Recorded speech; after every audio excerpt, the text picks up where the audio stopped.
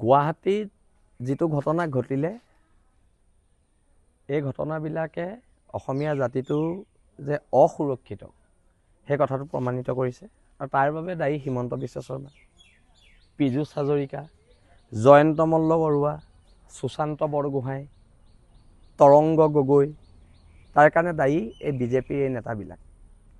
আৰু এটা কথা একদম স্পষ্ট, সেই মানুহজনক যদি এৰেষ্ট নকৰে, নামটো কি মই নাজানো, সেই সম্প্ৰদায়ৰ যদি মানুহজনক এৰেষ্ট নকৰে তেতিয়াহ'লে বিজয় গুপ্তাৰ ঘৰ ঘেৰাও কৰা হ'ব।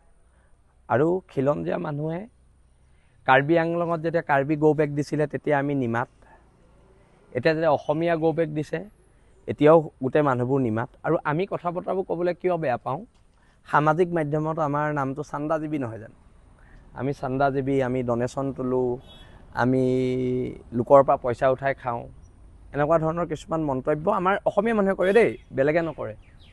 আৰু এতিয়া মই তাৰ মাজতে এটা কথা কৈছোঁ, যিহেতু যুঁজ এখন হৈছে, যুঁজখনটো হ'ব। আজি বিজয় গুপ্তাৰ দৰে মানুহ বিধায়ক হোৱা এমাহ নহওঁতে আমাক মাৰিলে।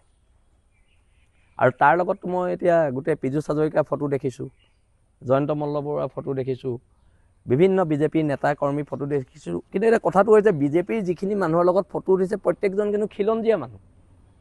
পীযুষ হাজৰিকা খিলঞ্জীয়া, জয়ন্ত মল্ল বৰুৱা খিলঞ্জীয়া, খুদ মুখ্যমন্ত্ৰী খিলঞ্জীয়া, তাৰপিছত আমাক ইয়াত কেনেকৈ মাৰিছে, কথা বতৰাবোৰ তাত। আৰু এখন যিখন সংগ্ৰাম হ'ব, গণতন্ত্ৰৰ শেষ স্তৰলৈকে সংগ্ৰাম হ'ব আৰু বিজয় গুপ্তাৰ ঘৰ ঘেৰাও কৰা হ'ব। আৰু মই পুনৰ কৈছোঁ, বাৰে বাৰে আক্ৰমণ কৰিলে জাতিয়ে কিমান ধৈৰ্য ধৰিব, কেতিয়াবা আমি প্ৰত্যাক্ৰমণ কৰিম। আৰু যেতিয়া আমি প্ৰত্যাক্ৰমণ কৰিম তেতিয়া অসম পুলিচ কিন্তু প্ৰথম আহি আমাক এৰেষ্ট কৰিব, আমি জানো এইটো কথা।